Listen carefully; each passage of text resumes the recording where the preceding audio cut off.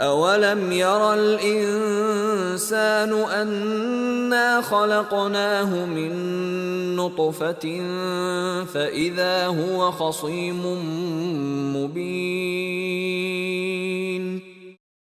وَضَرَبَ لَنَا مَثَلًا وَنَسِيَ خَلْقَهُ قَالَ مَن يُحْيِي الْعِظَامَ وَهِيَ رَمِيمٌ قل يحييها الذي أنشأها أول مرة وهو بكل خلق عليم۔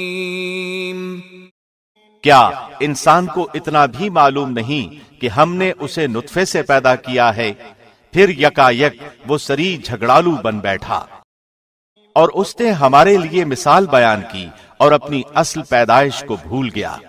کہنے لگا ان گلی سڑی ہڈیوں کو کون زندہ کر سکتا ہے؟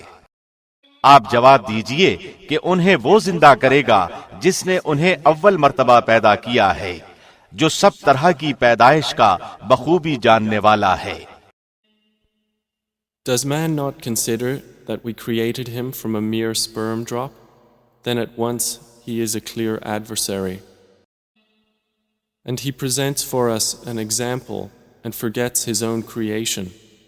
He says, "Who will give life to bones while they are disintegrated?"